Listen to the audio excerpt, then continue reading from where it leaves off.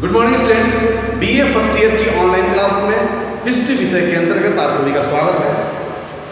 History विषय में हम लोग कल इतिहास जानने के स्रोतों के बारे में अध्ययन कर रहे थे। भारतीय इतिहास के स्रोत सर्वेक्षण के बारे में अध्ययन कर रहे थे, जिसमें हम लोगों ने कल पुरातात्विक स्रोतों आर्कोलॉजिकल सोर्सेज के बारे में अध्ययन किया था।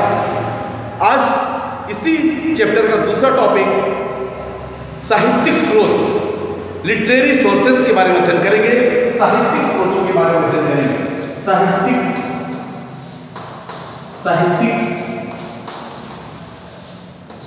स्रोत लिटरेरी सोर्सेस, लिटरेरी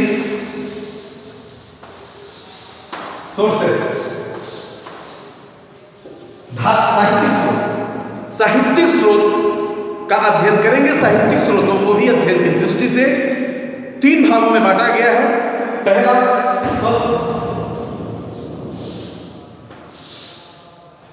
फर्स्ट धार्मिक साहित्य, सेकेंड संगम साहित्य,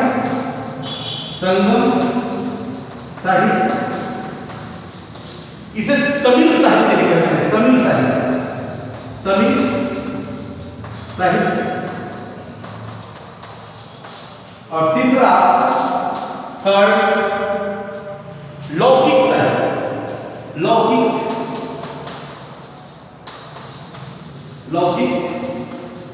साहित्य, धार्मिक साहित्य, तमिल साहित्य या संगम साहित्य और तीसरा है लौकिक साहित्य। आज हम धार्मिक साहित्य पहला पॉइंट के बारे में अगर हम अध्ययन करेंगे तो पहले पॉइंट्स को भी हम कई रूपों में बांटते हैं। जैसे मान लीजिए धार्मिक साहित्य में पहला जो है वह ब्राह्मण साहित्य, पहला, दूसरा जैन साहित्य और तीसरा बौद्ध साहित्य। इसको भी तीन भागों में बांटेंगे। एक ही कर सकते हैं, ब्राह्मण साहित्य, सेकेंड बी जैन बौद्ध साहित्य और तीसरा है ये सी मान लीजिए, तीसरा है जैन साहित्य। धार्मिक साहित्य में भी ब्राह्मण साहित्य, बौद्ध साहित्य और जैन साहित्य। कौन सा? ब्राह्मण साहित्य, बौद्ध साहित्य और जैन साहित्य। अब बौद्ध साहित्य में, ब्राह्मण साहित्य में सबसे पहला जो स्थान आता है वह चार वेदों का आता है। चार वेद कौन कौन से थे? चार वेदों में सबसे पुराना वेद जो था ऋग्वेद, जिसमें लगभग 2500 ईसा पूर्व पहले लिखा गया था और इसमें 10 मंडलों में विभक्त है।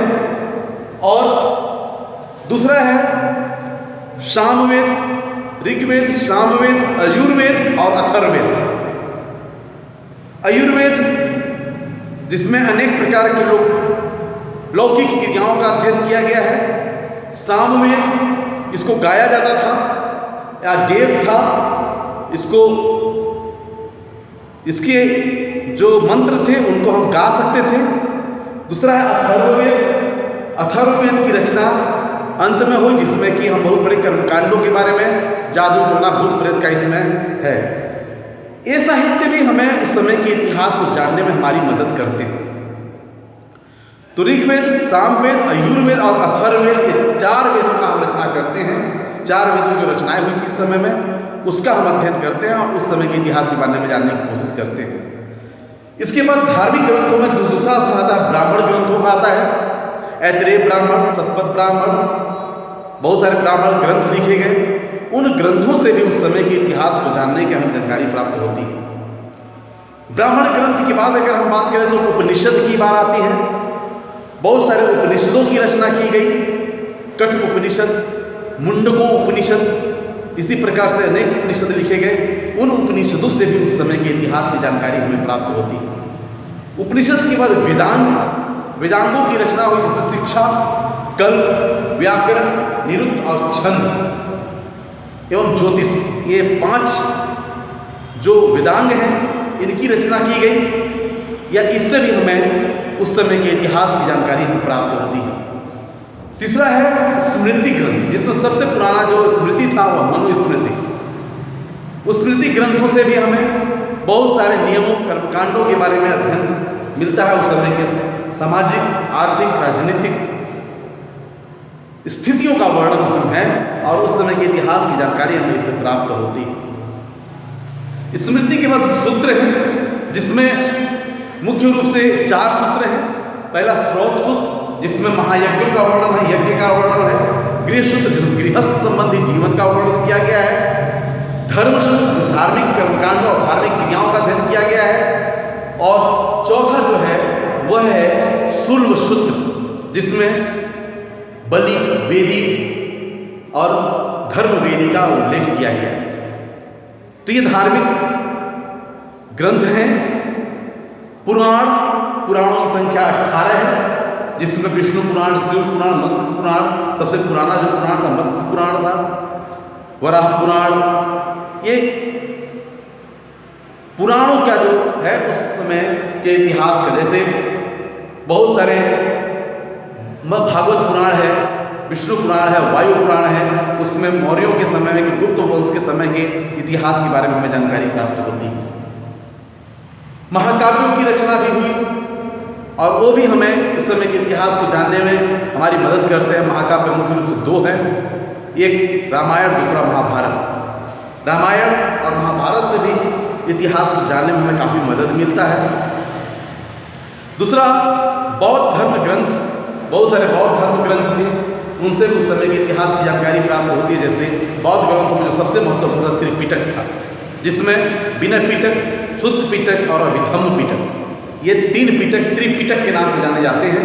इन त्रिपिटकों में भी बौद्ध कालीन सामाजिक और धार्मिक और सांस्कृतिक और राजनीतिक पहलुओं का या उस समय की स्थितियों का हमें ज्ञान प्राप्त होता है। जातक ग्रंथ थे, उससे भी इतिहास की जानकारी प्राप्त होती है। पाली धर्म ग्रंथ बौद्ध ग्रंथ थे, उसमें भी संस्कृत ग्रंथों में हम ललित विस्तर, वैपुल्य सूत्र, दिव्यावदान, ये संस्कृत के ग्रंथ हैं, उससे भी हमें उस समय के इतिहास की जानकारी प्राप्त होती है। इसके अतिरिक्त अगर जैन ग्रंथों की हम बात करें तो भद्रबाहु चरित्र जैन आगम ग्रंथ, इसके बाद व्याख्यान टीका ग्रंथ, ये सब ग्रंथ जो थे हमें उस समय के इतिहास को जानने में हमारी मदद करते हैं। ये था हमारा धार्मिक ग्रंथ। अब संगम साहित्य को हम नेक्स्ट वीडियो में अध्ययन करेंगे। आज के लिए बस इतना ही, वीडियो लंबा हो रहा है।